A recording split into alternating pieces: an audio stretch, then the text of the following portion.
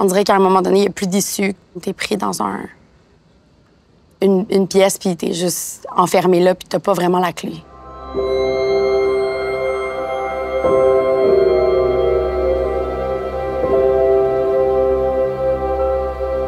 J'ai rencontré mon ex en 2015. C'était un étudiant en droit. On avait plein de points communs, plein de conversations intéressantes.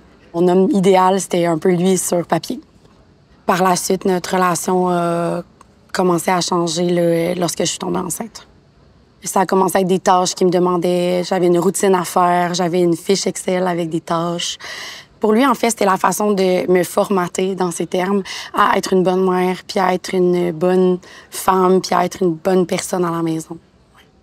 J'ai toujours été une femme super indépendante, donc la façon que j'ai réagi à ce moment-là, c'est d'être vraiment en confrontation. Ça le mettait vraiment en colère. Puis plus que ça le mettait en colère, en fait, plus qu'il devenait violent. Il frappait dans les murs ou il se fâchait, puis il lançait quelque chose. C'est là que j'ai été victime d'étranglement pour la première fois. Puis là, il avait la peur de partir parce que là, j'ai senti que son contrôle était encore plus grand. Lui, ce qu'il me disait, c'est « je vais faire croire aux gens que t'es folle, puis je vais m'assurer que t'es plus la garde de notre enfant ». En fait, pour moi, à ce moment-là, c'est comme si je suis plus grand-chose. Puis je crois plus vraiment en mes capacités de m'en sortir parce que j'ai l'impression que tout ce qu'il me dit est vrai. Je me disais, je suis rien comparé à lui. Lui, il va être avocat. Lui, il a une carrière. Moi, j'ai pratiquement tout perdu en étant avec lui. Ouais. La plus grande violence que j'ai vécue, c'est un étranglement, mais assez long pour que je perde conscience. Cette fois-là, quand je me suis réveillée d'un évanouissement, mon fils était à quatre pattes à côté de moi, puis il était parti. Et j'ai su à ce moment-là que je voulais quitter, en fait. Et par la suite, dans le fond, j'ai appelé la maison d'hébergement. Je leur ai demandé si j'avais une place le lendemain matin. C'était vraiment difficile. J'étais l'ombre de moi-même. Dès mon arrivée, ce que j'ai remarqué, c'est que chaque fois qu'une femme rentre en hébergement, elle a honte de sa situation, même si on vit toute la même chose. C'est toujours la honte qui frappe. Le fait de... On marche un peu la tête en bas, en bas, on regarde le plancher, on veut pas croiser le regard des autres femmes. On a peur du jugement des autres, alors que toutes les autres sont dans la même position que nous. Ouais. Je me souviens avoir pris une photo à mon arrivée à la maison d'hébergement pour voir à quoi je ressemblais, parce que j'avais pas accès à un miroir. Puis sur la photo, je suis même pas capable de regarder l'objectif.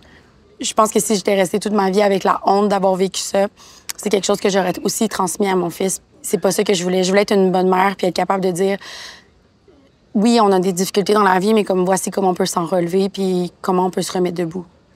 Je pense que cette réalisation-là m'a fait comprendre qu'il fallait que j'en parle puis que je brise le tabou.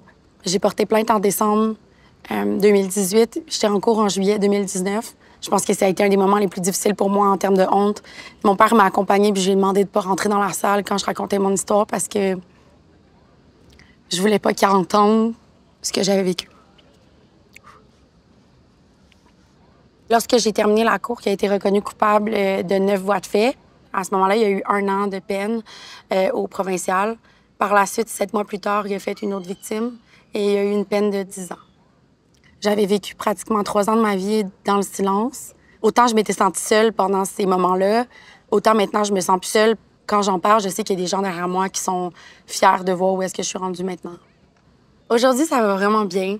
J'ai un travail que j'adore. J'ai mon petit garçon qui grandit dans un milieu sain. J'ai un conjoint maintenant qui est respectueux, qui est sain. Je me sens 1000 fois plus vivante que je me suis déjà sentie auparavant. 1000 fois plus vivante.